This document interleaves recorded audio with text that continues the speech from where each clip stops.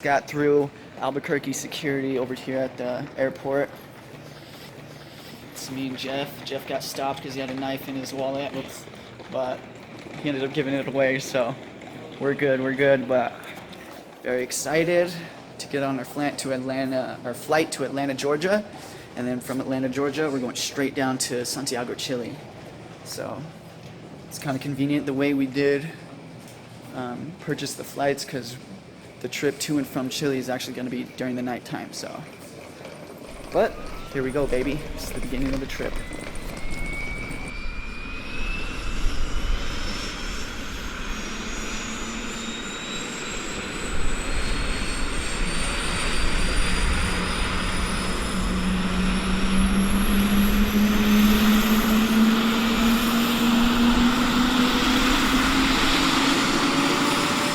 Just watching airplanes land before we go and take on our journey that is ahead of us.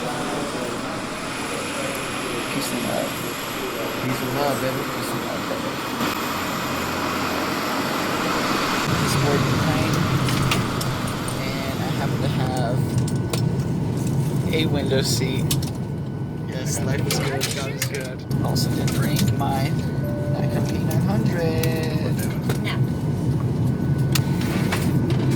Show you guys how flat it is. We are here with Kevin Bobick.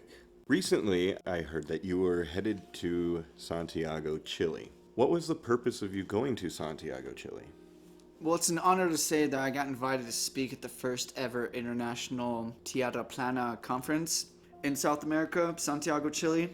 I kind of felt like a kid finding the golden ticket inside of a chocolate bar, and I didn't really want to let that opportunity go, so I definitely went with it. How long were you out there for? It was a 2-day conference. I was out there for the 2 days, and I went back. I didn't really stay too long. So while you were out there in Santiago, Chile, what was your most favorite part of being out there? My favorite part, personally, to me, was... Well, there's a lot of different aspects, but one of them was definitely the art was amazing. The food was amazing. I like the big city vibes. Most of the people...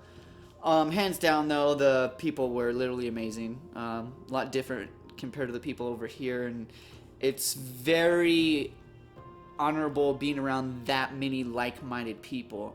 And I honestly didn't even realize that I was going to end up meeting and eventually becoming friends with some of the best well-known flat earthers in South America. What inspired you into the Flat Earth community? What inspired me to the flat earth community? Honestly, one of my friends, he introduced me to it, and I laughed at him, just like we're all programmed to, and eventually introduced me to a video. I watched it, became overly compelled with the information, and looked into it quite extensively, and never really stopped looking into it, to be honest. Became a little obsessed with it, and I guess you can say the rest is history. Do you think these types of conferences or other outlets like this are vital for these types of topics to gain more exposure and build people's faith or their ideas in these faiths to be stronger? Definitely. I think getting like-minded people together to begin with is a huge aspect when it comes to the truth movement, because once you start getting like-minded people together, a lot of the fear of speaking and being yourself and being made fun of and all of those anxieties go away because you're around that many like-minded people, so you're able to expand your horizons and connect your receptors better than you would before if you were around people that weren't necessarily open to the idea that you're talking about or that you want to approach or the evidence you want to bring. So after you are around that many like-minded people, yes, it does broaden the horizons of the opportunity and the expectations of the movement itself, in my opinion.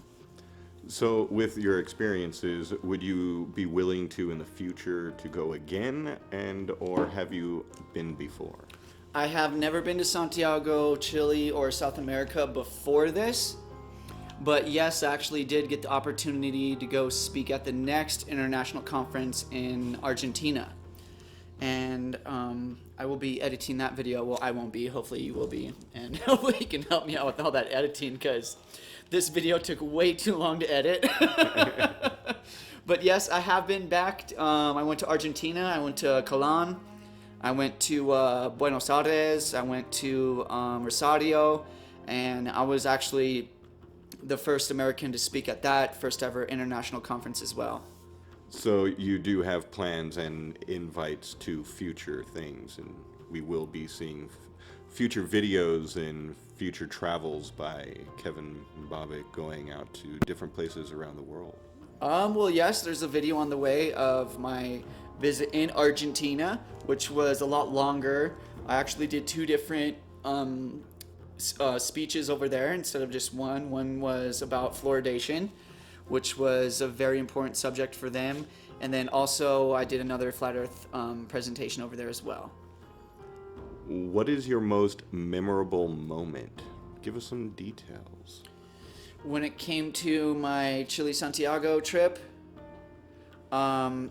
seconds after I said I was finished, I got surrounded like the paparazzi. Like, people were lined up to ask questions to me, and it was like so honorable. Like, I felt like a movie star, I'm not gonna lie, but that by far was the most memorable moment that I had, was the second that I stepped off stage excuse me, and had that many people surround me and had that much interest into asking me questions, and literally got in a line to ask me questions, and that was the most memorable moment of the entire trip. So, with all that I've been hearing, do you feel this is like your duty to spread this idea to other people? I do. I feel like it was something I may have been born for. There are certain people that are anointed in certain subjects. I feel like I may be one of them people when it comes to this subject. God willing, I feel like if I wouldn't have done this, then who else would have? Do you know what I mean? And I feel like it's making a big connection between people from South America and people from America to be able to collaborate as well when it comes to this truth subject, which is a very important subject. But do I feel like I'm made for this? Do I feel like I'm born for this? Yes, completely. I've always asked for a calling. I've always asked to be used in God's image. I just never knew what it would be for or how important of a subject it would be for. But yes, I do feel like this is a calling. So over here on the airplane, doing my observation, and it is coming out quite well.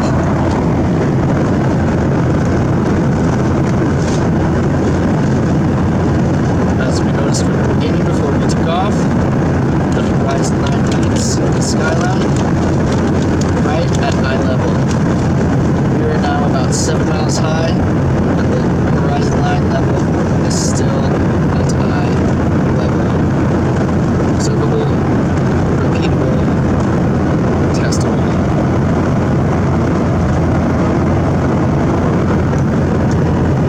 And it's my phone taped to the same spot the entire time.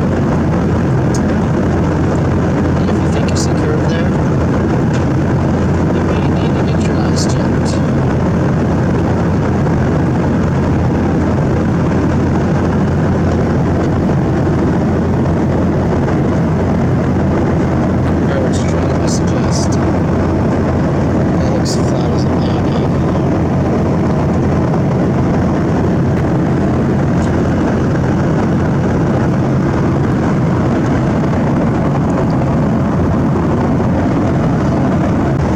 So right now we are just over Oklahoma, heading into Memphis, and we still have an extremely flat horizon.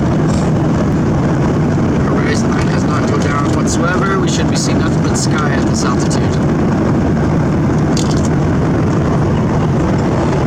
Get that right, Jeff? Probably.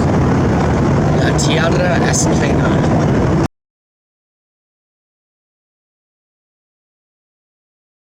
Alright, just landed in Atlanta, Georgia, over here.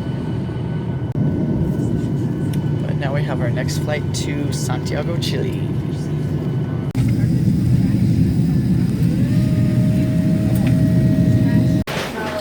Just got off the plane. Landed here in Santiago, Chile. Gotta go see what this city's like.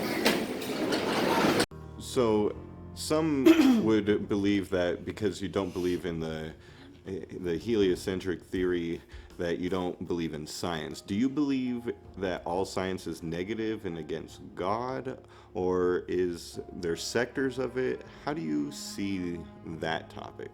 Very intelligent question. Thank you so much. There's a huge difference between observable, repeatable, testable science and blind faith, indoctrinated religious pseudoscience.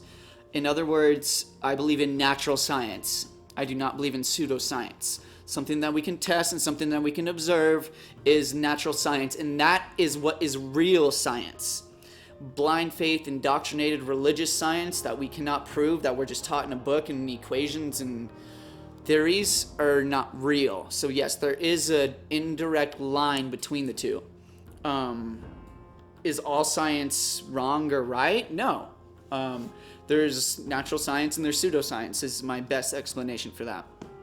So you made mention to these amazing people in Santiago, Chile.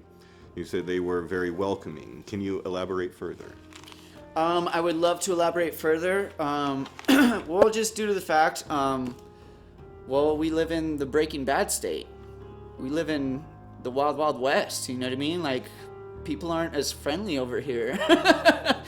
When you go to places like Santiago, Chile, the people that I was in interaction with happened to be extremely welcoming and knew I was an out-of-towner and I was out of the country and I was not necessarily in my comfort zone, so...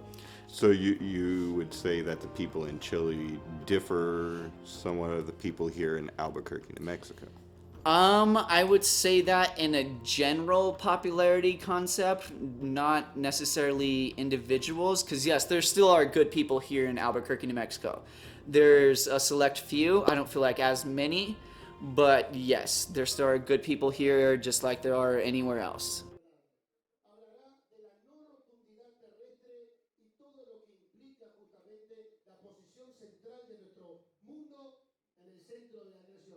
Un fuerte aplauso para recibir a Bobick. Thank you.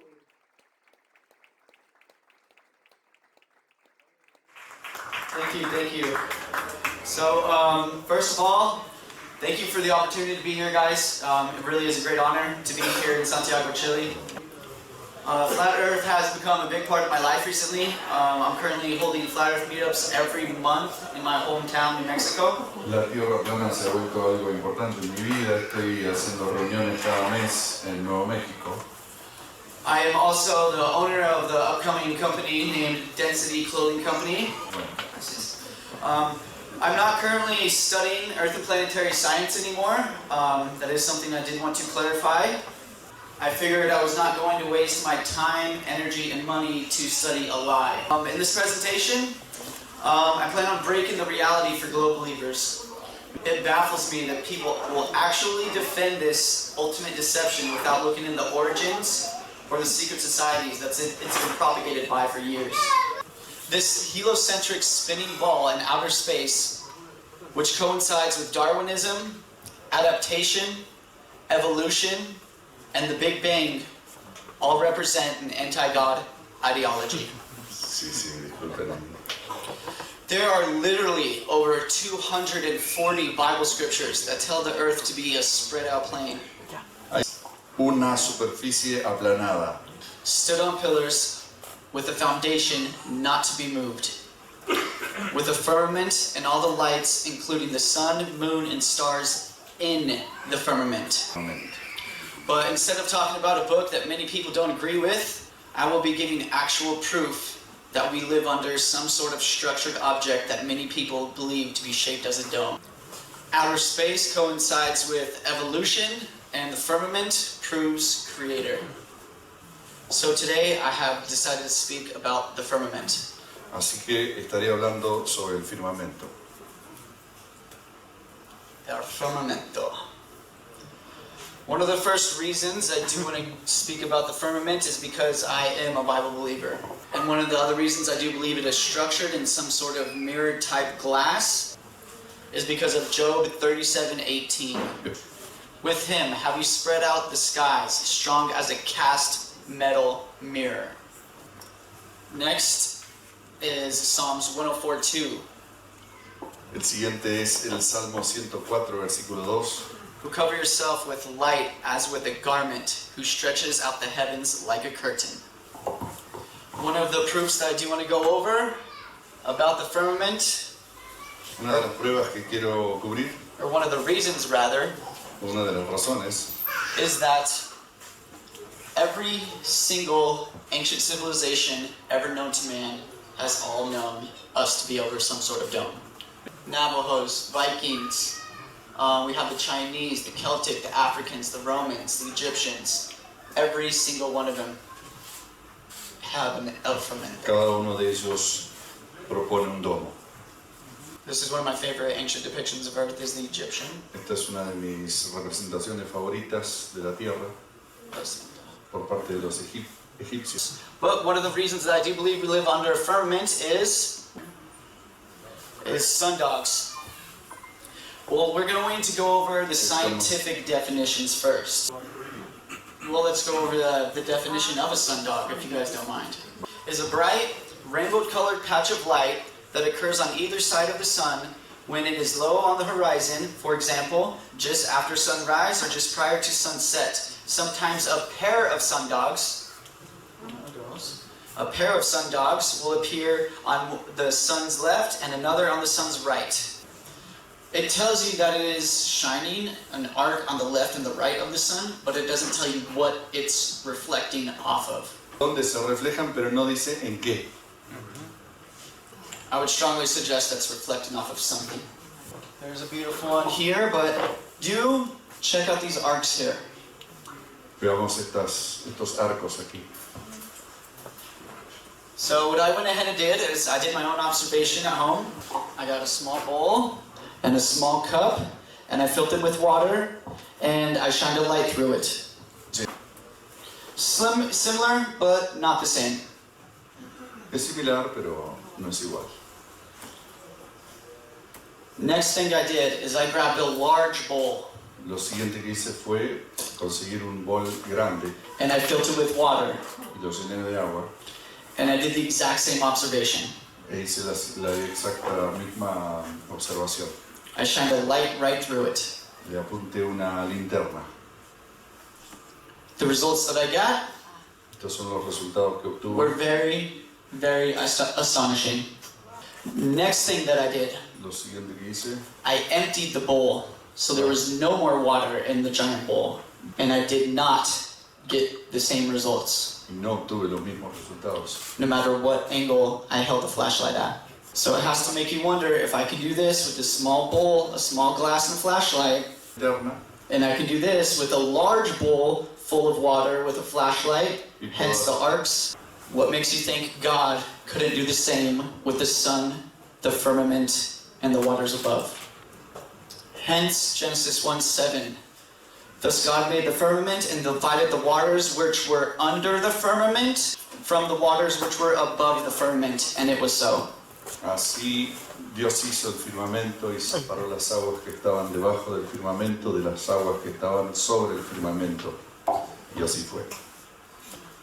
One of the other reasons I do believe water to be above us, ¿Cómo? whenever we zoom into the stars with the camera that like I have, a Nikon P900, it is not going to be anything NASA shows you. Esto no te lo muestra la NASA. It's going to look like waves are going through it. Here's another star here, Aquí hay otra estrella, Venus. Venus. Looks like waves. This one is my favorite. Yet again, nothing that NASA shows us, guys. Do not believe in the government and popular public opinion. No creamos en el gobierno y en la opinión pública popular. Now please check this one out here. ¿A qué te recuerda esto? Decían Star during the day las estrellas And a del river. día I would strongly suggest that that is water.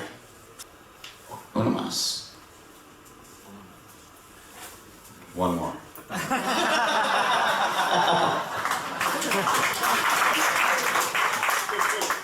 Vamos para el otro lado. Next is sun halos. Let's go over the definition of sun halos though. Halo is the name of a family or optical phenomenon produced by light interacting with ice crystals. Suspended in the atmosphere, halos can take many forms, ranging from colored or white rings to arcs and spots in the sky, like you see here. So science tries to tell you that the ice crystals is what is causing the solid medium and what it is refracting and reflecting off of. These are some pictures that my friend took of sun halos here. Estas son fotos que tomó un amigo. Shout out to Jim. Shout out to Jeff too, by the way. Saludos a Jim y a Jeff. But what's interesting about sun halos is that it is defined as giving off a rainbow. And if you look close enough, you'll get a little rainbow effect. For the record, I was able to get similar results with the same observation, holding my light at a different angle. Y yo también fui capaz de obtener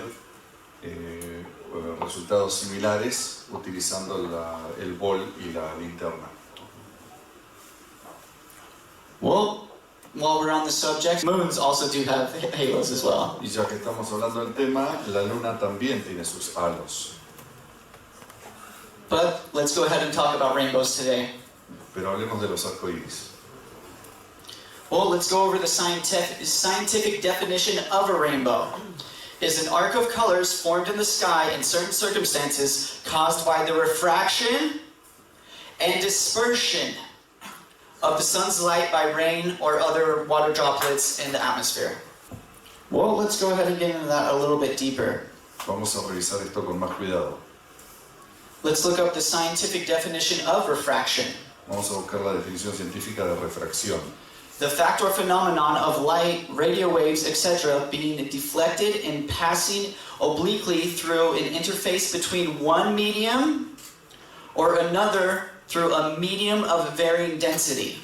El hecho o fenómeno de la luz, las ondas radio, etc., que se desvían al pasar oblicuamente a través de la interfaz entre un medio y otro o a través de un medio de densidad variable.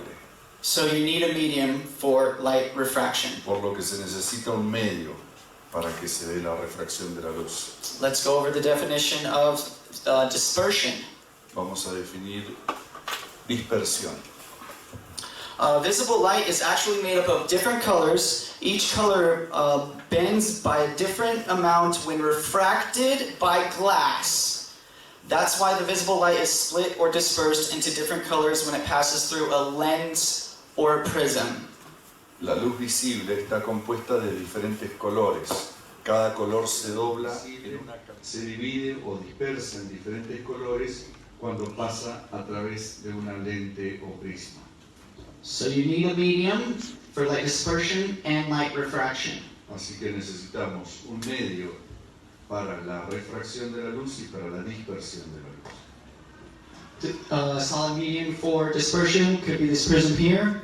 Un medio sólido para dispersión podría ser este cristal aquí. The medium for refraction would be this water right here. By the way, this is a body of water, not water droplets. Thank you. So what is the solid medium that is refracting and dispersing to cause a rainbow? So you need light refraction, you need light dispersion, and you need a solid medium. What could that solid medium be? ¿Cuál podría ser ese medio sólido? El firmamento.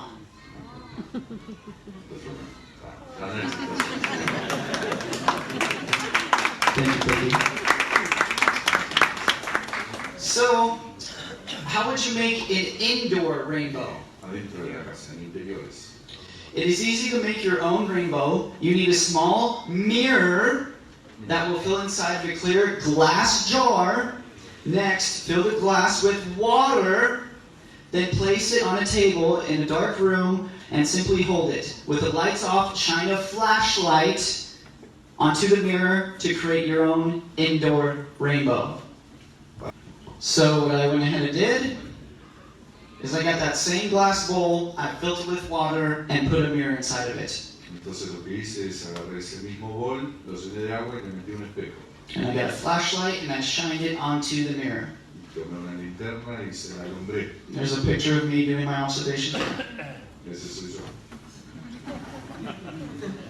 And sure enough, I was able to create my own indoor rainbows. Y tal cual fui capaz de crear mi propio arco iris interior. With a glass bowl full of water, a mirror, and a flashlight. Hence the firmament being the medium and the glass. Beautiful picture there. So there actually was a guy online who did make his own indoor rainbow. And he actually called his video Indoor Rainbow Flat Earth Debunk. The thing about it, but this is an indoor rainbow without his medium. The thing about it is that he told us what type of light bulb he was using. It happened to be an LED full spectrum bulb, 5000. The thing about it is, if you look and open up one of these and see how it works, you're going to find all of these mini semiconductors after you open it up. And the semiconductors are the actual light source itself. But that flashlight is still covered in a solid dome. So his medium was the dome over the semiconductors. Next subject I would like to bring up is Earth being a giant electromagnetic field, with the North Pole being right there in the middle. I do believe the firmament to hold a lot of this electromagnetism for many reasons. Some people will call this the torus effect. Algunas personas le llaman a esto el efecto toroide. The toroidal field, and also an electromagnetic field. El campo toroidal y el campo electromagnético. And by the way, you will find this same design in a lot of different things. Y a propósito, encontraremos el mismo diseño en varios I also believe cosas. all of us to be an electromagnetic field as well. También creo que todos nosotros somos un campo electromagnético. And just a quick definition of the electromagnetic field is an electromagnetic field is a physical field produced by electrically charged objects. Some of the reasons I do believe that is because if you take a time lapse at the equator, all of these will look very similar. Todas estas fotos se van a aparecer. This could be the northern hemisphere, Esto podría ser el hemisferio norte, with the stars going this way. con las estrellas girando en esta dirección. And this could be the southern hemisphere, with the stars going that way. Y esto podría ser el hemisferio sur, con las estrellas girando en este otro sentido. Which could help you understand the southern hemisphere star trajectory. In this video, we're going to talk about the southern star trails. If they were that far above the north, they'd still be able to see Polaris, like right at the equator. So we're going to say it's like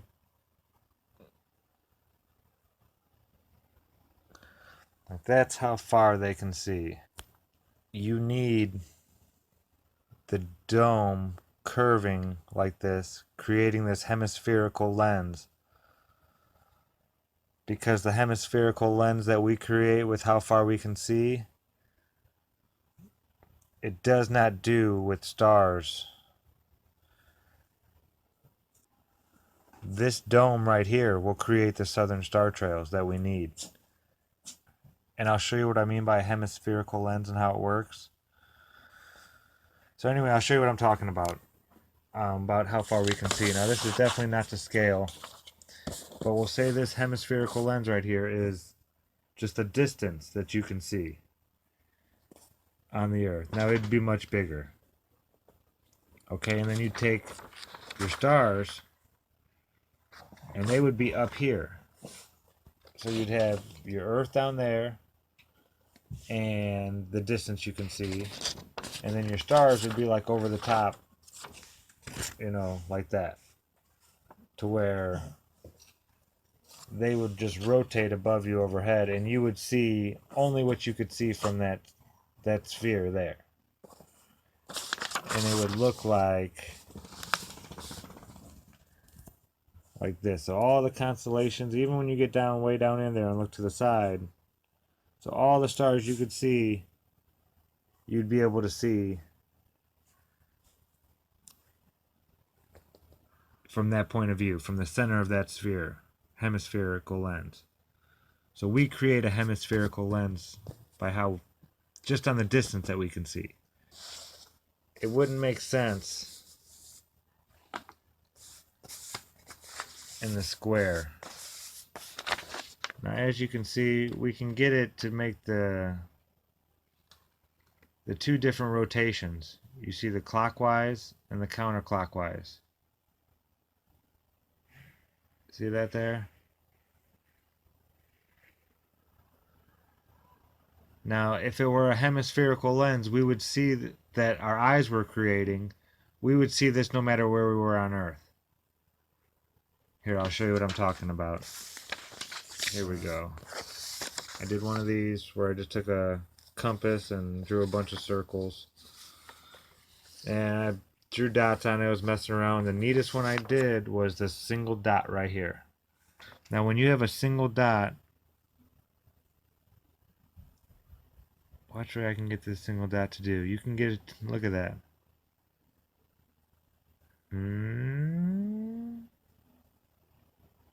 And it even curls around both edges, kinda.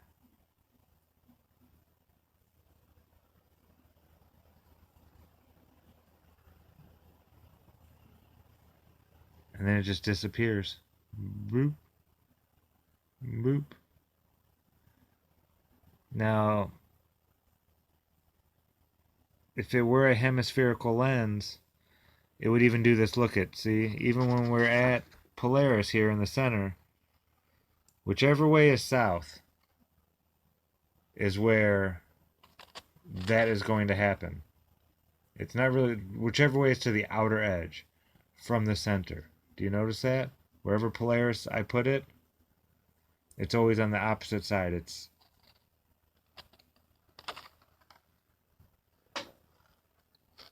so just like you would be looking south or towards the outer edge is where you would see that circular rotation.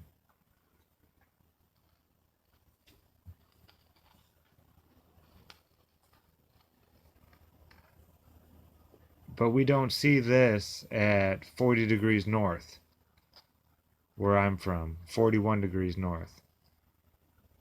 So what I'm trying to say is, the lens created by our eye, or perspective, just the distance that you can see in every direction, does not create this type of lens. This has to be created somewhere else, which is pointing me towards a solid structure on the outer edge. Well, not even a solid structure. There has to be a dome shaped. It has to be this one. I was leaning towards, hey, it could be this, no problem. And then I started playing with these lenses, and this that we create ourselves with our eye does not create this. It just doesn't do it. So we have to go somewhere else to an actual, you know, a solid lens up there. Something creating this that we see. Another one there. But the thing about it is that if you look at the equator, it will resemble an electromagnetic field. Pero si vemos el Ecuador, vamos a encontrar similitudes entre el Ecuador y estos campos electromagnéticos. By the way, it does fit into the Fibonacci sequence. So if the Earth really is in a giant electromagnetic field, like we know it to be. I'm sure a lot of the flat earthers in here could agree. ESD, the definition of electrostatic discharge, is... Exactly, thank you. So let's go over the definition of ESD. Is the sudden flow of electricity between two electrically charged objects caused by contact, an electrical short, or dielectric breakdown.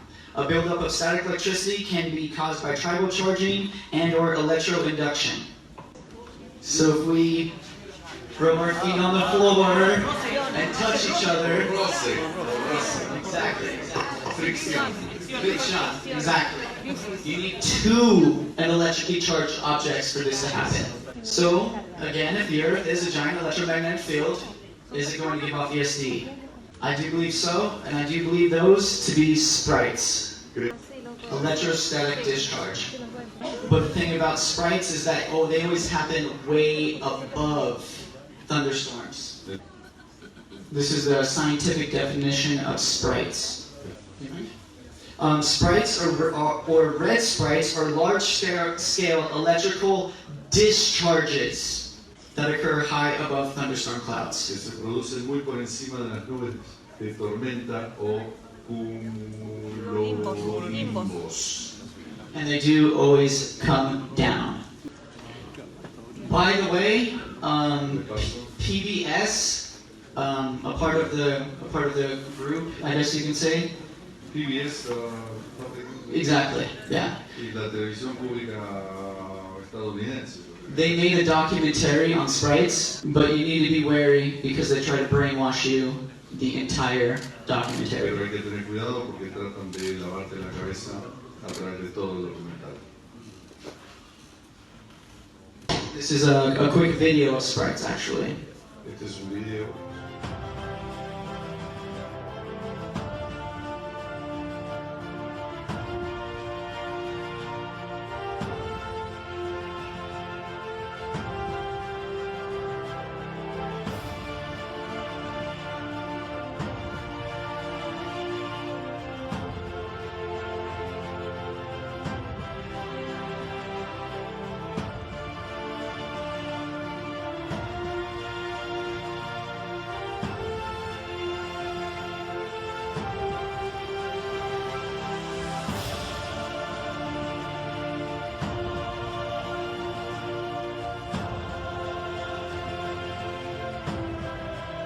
Always coming down from something. Siempre bajando de algún lugar, ¿no?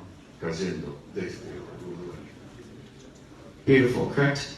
So in conclusion, if you need two electrically charged objects to cause electrostatic discharge, one of those electrically charged objects, let me know if I need to slow down.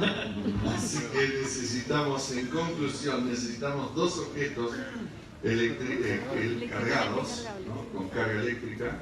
One of those electrically charged objects, obviously, is the thunderstorm below. What could be the other electrically charged object? ¿Qué podría ser el otro objeto con carga eléctrica? I believe it to be el firmamento.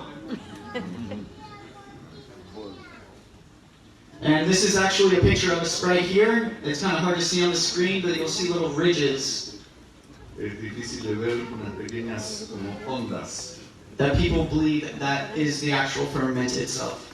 Y hay gente que piensa que ese es el firmamento en sí. Interesting enough, there's a guy on YouTube Hay un youtuber with his YouTube channel name H3DTV. H3D TV. And what he did is he had a high-powered zoom camera like mine, but he did put an emboss filter that enhances edges. And this is him zooming into, I think, Star Sirius. It's kind of hard to see on this screen, but you will find edges. Interesting enough, before he zoomed into the firmament, is what he believes, you actually get the same edges on his house. Type of texture. And then zooms in and gets the edges around the star. Next thing I'm going to be introducing is the Great Rift. Lo siguiente que les voy a presentar es la gran grieta. In astronomy, the Great Rift is an area of dark bands that appear to obscure the center of the Milky Way galaxy. When seen from Earth, these clouds are located about 2,600 to 3,300 light years from Earth. Well, guys, just using my God-given eyes, I would say that looks like a crack in something. Just like there can be cracks in Earth, Así como hay rajaduras, quebraduras, grietas en la tierra just like there can be cracks in cement, o en el cemento just like there can be cracks in glass, o en el vidrio. what makes you think there's not a crack in the firmament? Okay. Thank you. Next proof I have of the firmament today is the sky stone. Well, the sky stone is still a mysterious stone found in 1990 by Angelo Pettoni in Sierra Leone, West Africa. Thing about it is that it is actually made out of 77.17 oxygen. The sky stone does have a very mysterious story behind it.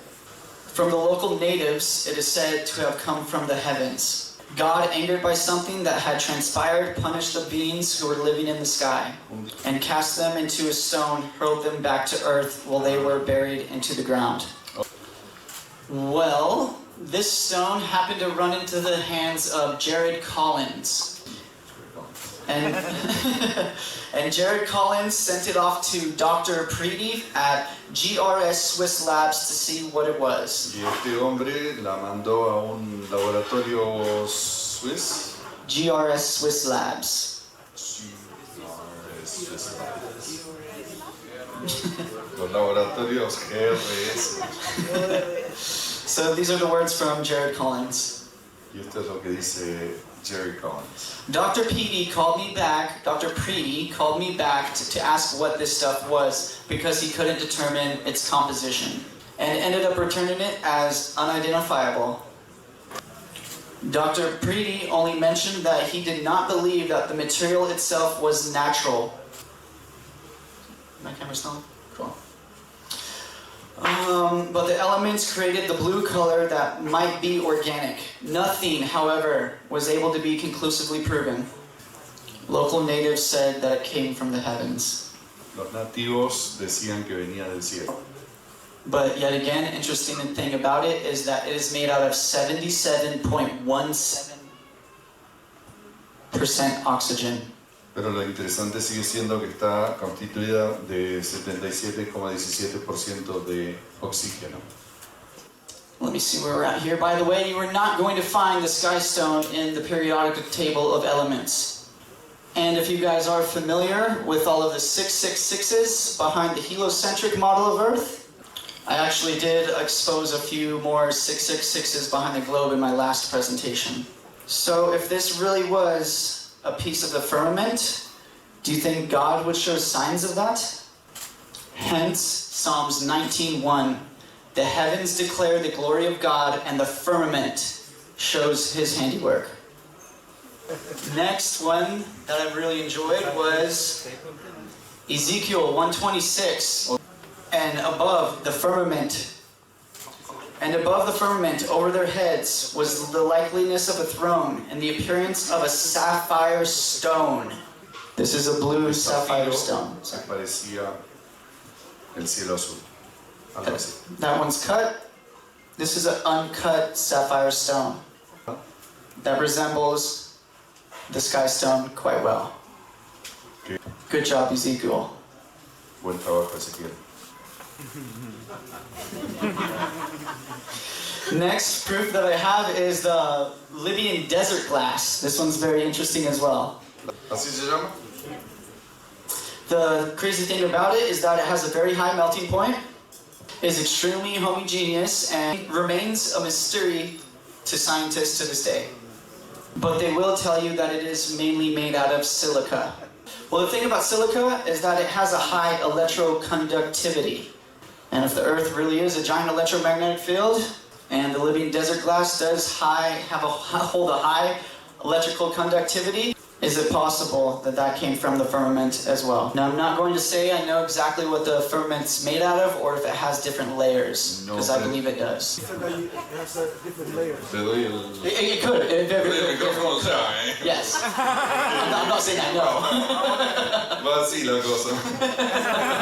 Sí, next. Dale, para adelante. Hago lo que puedo. Yo pedí. Desde marzo pedí, por favor. Que no recaiga en mí. Pero bueno, aquí estoy. Hola, ¿cómo están, amigos?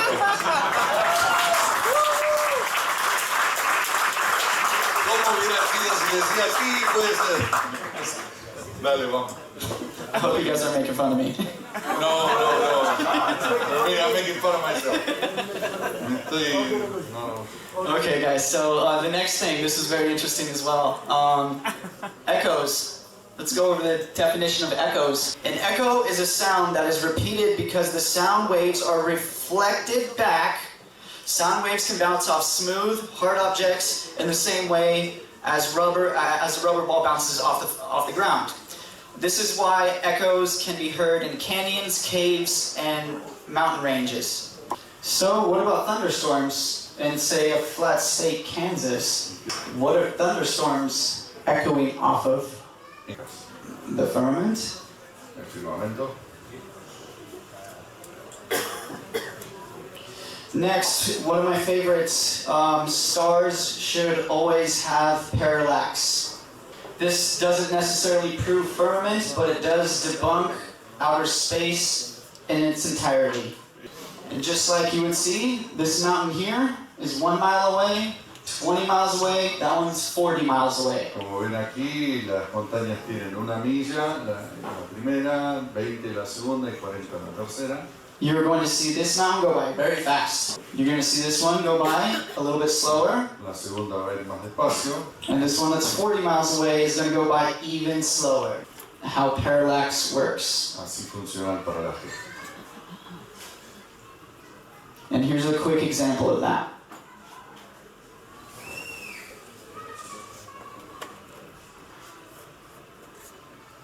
Just like you see this going by fast, that goes by slower, even slower. Así como vemos los textos pasar más rápido el primero, lento el segundo. Parallax. So the science community, they will actually tell you that there is star parallax. Estrellas. But whenever you go out and do your own observation, that is not what you were going to find. Pero cuando hacemos nuestras propias observaciones no es lo que encontramos. It's actually one me and your dad did. Another one there, no parallax. Ahí no hay nada de paralaje. So let's go ahead and just talk about the stars in the Big Dipper.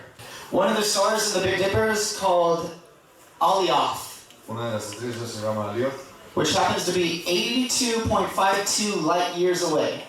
There's another star in the Big Dipper named Delphi, which happens to be 123 light years away. The difference between those is 40.48 light years away.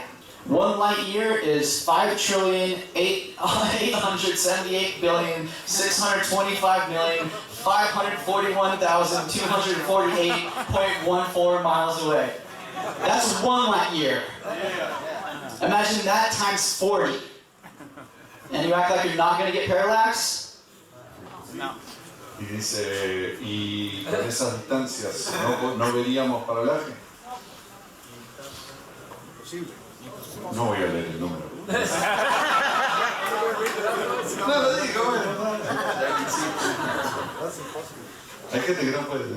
Son más de 6 ya. Un número grande.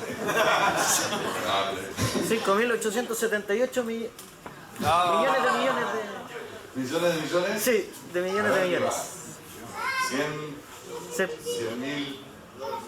625 millones, 878.000 millones, 5.800 5 billones. Sería 5 billones. 5 billones 878.625 millones 248,41 millas. Y lo digo en metros. 8 trillones. conversión de unidad también. Claro, sí, sí. So in reality, yes, we would get parallax from the stars. Sí. Do we? No. They all not the same. And even if we did get parallax, like the scientist community tells us, we would have a different constellation all the time. Incluso dice si las estrellas tuvieran paralaje, como afirman, tendríamos constelaciones cambiantes todo el tiempo. Let alone the sun has traveled over 180 million miles in just 6 months, and we still don't get a different. Más si consideramos la trayectoria que ha recorrido el Sol en los últimos 6 meses. What was your time frame? 6 months? Yeah, 6 months. How far? What's 93 plus 93 is 186 million. Oh, okay. 186. Sí, si tomamos en cuenta que el Sol supuestamente ha recorrido 186 millones de millas en los últimos 6 meses, deberíamos tener paralaje, ¿no? As we continue. And just down here, you're going to see the Big Dipper. And you're going to see it float across the sky. All perfect. Do you see any parallax? ¿Hay paralaje? From 40.48 light years away. Let's get back to reality. By the way, they always do circle around the North Star Polaris right there. Speaking of the North Star Polaris, Hablando de Polaris, how is it always in the north if Earth is on its axis, tilting constantly? ¿cómo es que siempre está Polaris en... And even just Star Sirius is 8.611 light years away. Next thing I'm going to be introducing today is the exosphere and outer space, breaking the second law of thermodynamics. Lo siguiente que vamos a revisar es lo que dijo el muchacho.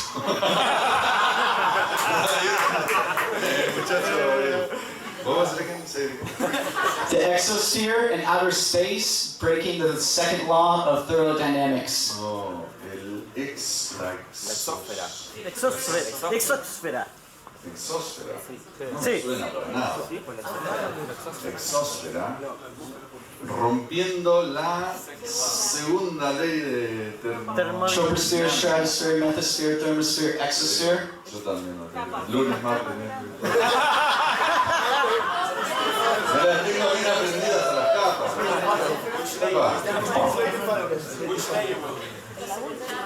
En fin, me distraje. Culpa del señor Guapenca. En fin, vamos a ver cómo la... ¿Cómo se llama bien la que dice exósfera? No le creo nada. No le creo nada. Exósfera. Ionosfera. Que ayúdenme. Google, porque no voy a andar diciendo una palabra que no existe por los siguientes 20 minutos. And the exosphere, the last one before ¿Cuántos outer piensan space. que se dice exósfera?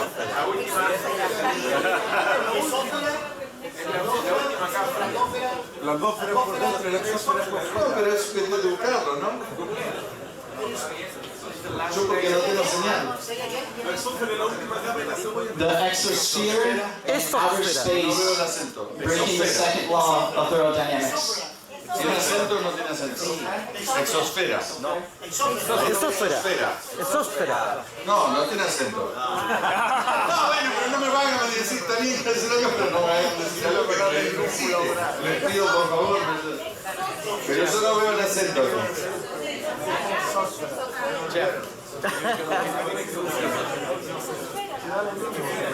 Exosfera dice acá. Trae el reporte que dice exosfera. Vamos a hablar de la exosfera. So, good, bien. I don't have the right terms. How can I do it? I can't just say anything. You can't just make up a word because you're. I haven't interpreted it, so if you want to read it, you know. Do you want to? You don't have it? No. Dale. Exosfera. That's his name. What is breaking? It breaks the second law of thermodynamics. Cool. And the second law of thermodynamics basically states that the total entropy of an isolated system has to be contained. And to give you an example of entropy, para dar un ejemplo de entropía, this would be low entropy, esto sería entropía baja, this would be high entropy. entropía alta. But even if you had a high entropy system Aún si tuviéramos una entropía alta, next to a low entropy system, al lado de una de baja entropía, you would still need a solid barrier to separate the two, or they would para mix. separar ambas necesitaríamos una barrera, si no ambas se mezclarían. So what about our air molecules? ¿Qué pasa con nuestras moléculas de aire? Would you consider that high entropy or low entropy? ¿Lo consideramos alta entropía o baja entropía? Alta entropy.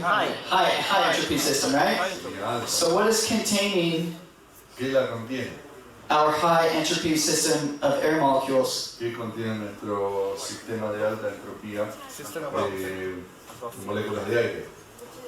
You cannot have a negative positive pressure system No podemos tener un sistema, right there adjacent to a positive pressure system.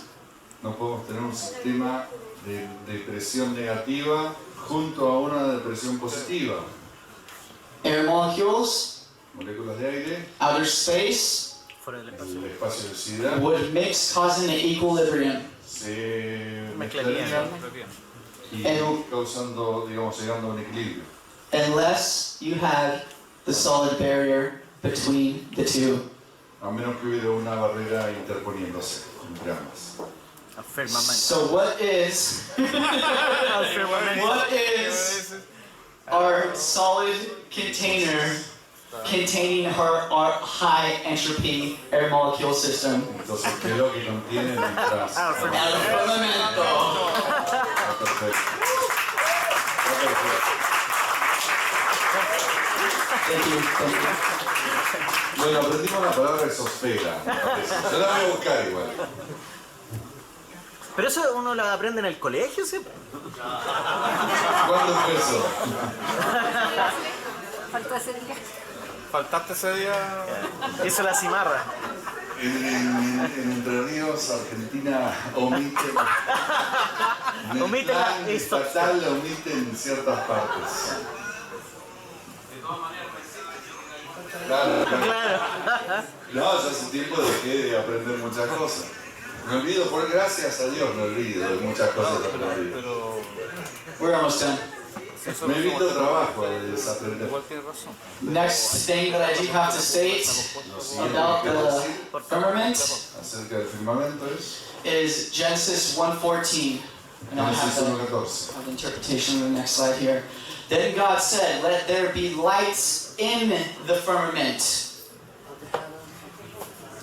of the heavens to divide the day from the night, and let them be for signs, for seasons, and for days, and for years." Y Dios dijo que haya luces en el firmamento del cielo para separar el día de la noche y que sean señales, estaciones, días y años. Well, the thing about it is, guys, the sun shows signs of the hour of the day, El tema es que el sol muestra los signos de la hora del día, the moon shows signs of the day of the month, la luna muestra el día del mes and the stars show signs of the month of the year, y las estrellas muestran signos del mes del año, making for a perfectly designed timepiece. lo que constituye un reloj perfectamente diseñado, Proving that we are designed and we are created. lo que prueba que estamos diseñados y somos creados. And if you're going to learn a big truth like this, you might as well learn about the truth of the Creator and the Son that He sent to die for all the dumb stuff that we do. Y el hijo que él envió para morir por todas las cosas tontas que hacemos. Así lo digo. That's it. Thank you guys. Estoy Kevin Bobick. Muchas gracias. La tierra es plena.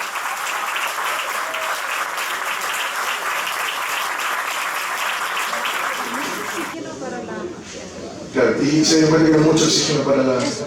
Gracias. Tengo una pregunta más, una última pregunta porque necesito cerrar por cuestión de tiempo. One question more, please, please. I'll take this one.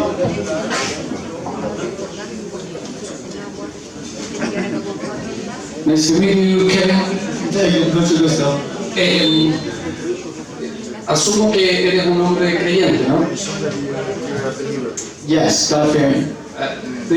¿Tú crees en Jesucristo? Do you believe in Jesus? Of course, yes. ¿Cómo entiende la gente que vive en la iglesia esta idea? ¿Has podido hacerle entender a tu congregación, a tu iglesia, esta idea de la tierra plana y de todo lo que... Have you been able to make understand to people from your congregation, from your church, about this topic? I don't go to church. Okay. No va a la iglesia. I actually throw my own flat earth meetups every single month. Okay. Can you say that? I actually throw my own flat earth meetups every month. So I'm the leader of my own group in New Mexico. Él es parte él hace una reunión de Tierra Plana cada mes, entonces él es como el líder de un grupo de gente. You're a Christian. Yes, yes. No Catholic. No, Christian. I just don't go to church. I don't pay tithe. I'm not into the religious things. Él no va a una iglesia, no hace rituales religiosos, simplemente Just you believe in God and Jesus Christ. él simplemente cree en Jesús, es cristiano y punto. Y lee la Biblia nada más. Sí, Y read the Bible and Yes, yes. yeah, it's good. I believe it as it is. When it says it has four corners, I believe that. Él en el fondo dice, él cree lo que dice la palabra tal cual es. O sea, si dice que hay 4 pilares en el Firmamento, hay 4. Eso. Aplausos por el intérprete de tu nombre. Nicolás, muchas gracias. Kevin, thank you very much.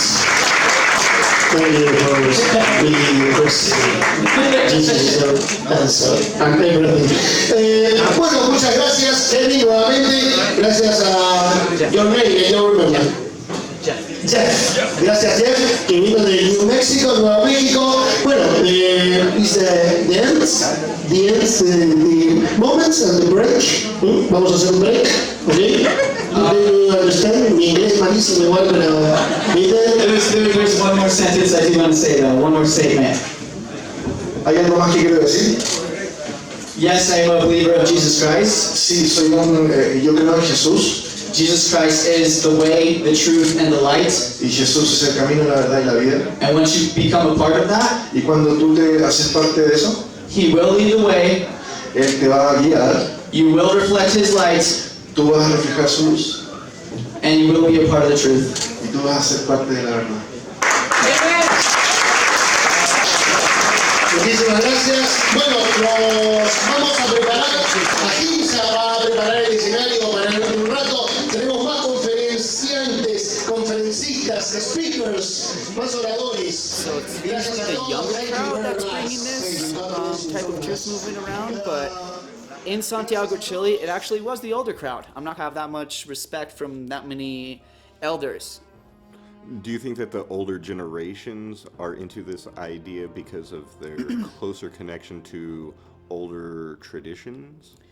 I didn't originally believe that, but they do have a little bit more insight when it comes to natural resources and possibly ancient artifacts, so maybe, but I feel like this is a subject open for anybody that's open-minded. It has nothing to do with intelligence, it has to do with awokenness. Do you think that the older generation might be able to influence and help break down this indoctrination on the younger populace?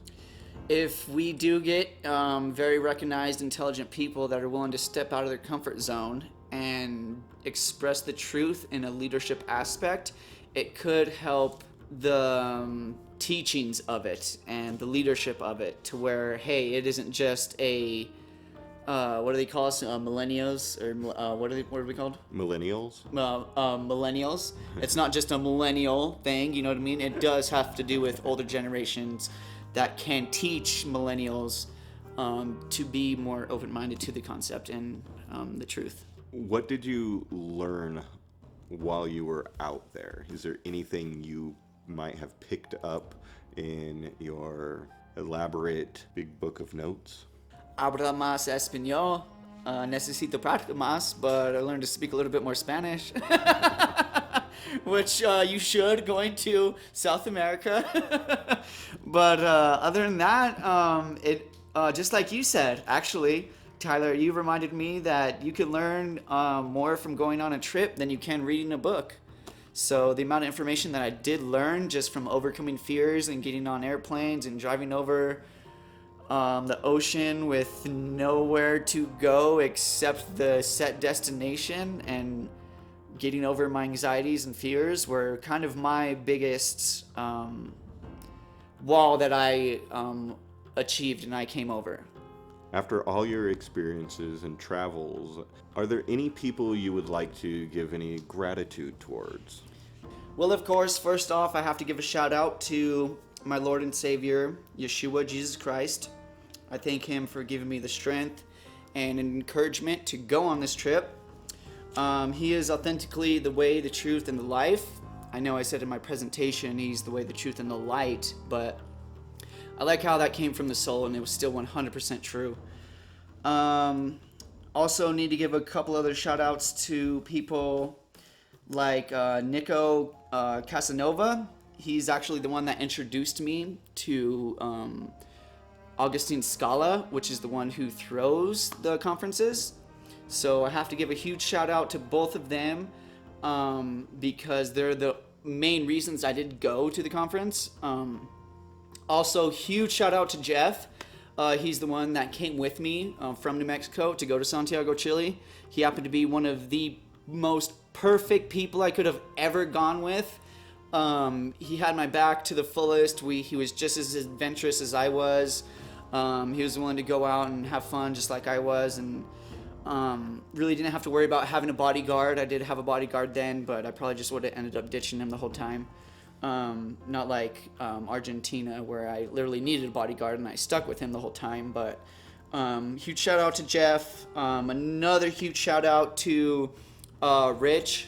He was the one who interpreted my presentation, and I have to give him a huge shout out because I know originally he didn't want to, but once I witnessed him speak his presentation in Spanish, I noticed he was using a lot of the same words that I was going to use in my presentation, so that's why I personally asked him to interpret my presentation for me, and I feel like he did an excellent job. Hands down, north, south, east, west. Huge shout out to you. Thank you so much for doing what you did for me. And then also a huge shout out to just everyone else that I met out there, to be honest. Like Ale, Guillermo Wood, Daniel. I didn't realize that you guys were actually some of the most recognized, popular flat earthers there in South America. And honored to be friends with you guys. Honored to meet everyone there. Well, a lot of people like to know if a person has any type of credentials or any real knowledge, and not just a person that's going around on YouTube and pulling up videos. So do you have any type of education that backs you up, maybe from a university or something? No, not at all. I'm just a YouTuber that just follows YouTube channels, and I'm a conspiracy theorist that gives no thought at all. I'm just kidding. No. Sorry, I'm trying to have a little fun too. Yeah, no, you gotta have fun. Like we talked about the other night, what makes me a little bit more intimidating than most flat earthers is that I do have an education behind the heliocentric model. And I was actually majoring in earth and planetary science and studied geology in many different aspects. So yes, I do have college credentials when it comes to the heliocentric model. That's why I have most of it memorized. Other than that, I did not want to continue that because I did not want to continue to fill my brain with random babblings falsely called knowledge. So I started clearing my mind and filling my mind with truth. So you would say that most of your knowledge on flat Earth would actually be tests that you have done that are repeatable and observable. That was the key factor of me taking the final step of becoming a flat earther, was my experiments. After you've witnessed something firsthand, observable, repeatable, testable, with a hypothesis and a conclusion, you can actually verify it with your data. It completely changes your mindset on what you currently believed before. You know what I mean? Because I studied the entire heliocentric model. I've written essays on tectonic plates, on igneous rocks, metamorphic rocks, the rock cycle. I've read essays. I could go over the entire list. I can't remember them all, but I got an A on every single one of them. And so I know the heliocentric model very, very well. But observation over indoctrination is what really unplugs it.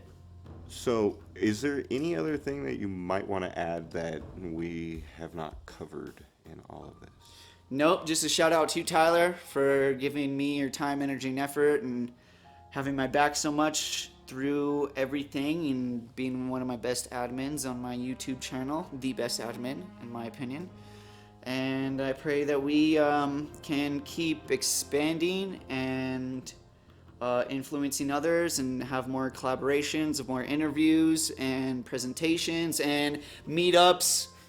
Unfortunately, we've been stalling on our meetups due to this whole, what are they calling it, a fake demic or something like that. I forget the funny name they had for it. But yes, huge shout out to you, Tyler, for having my back and doing the recordings for me and helping me out with my editing in the current future and taking your time with this interview. Well, it is my pleasure, and I am happy to make sure that truth gets out, light is seen, and I got your back the whole way. Te quiero, amigo. Muchas gracias. Well, thank you very much for this time, and hope to work with you in the future. Appreciate you so much.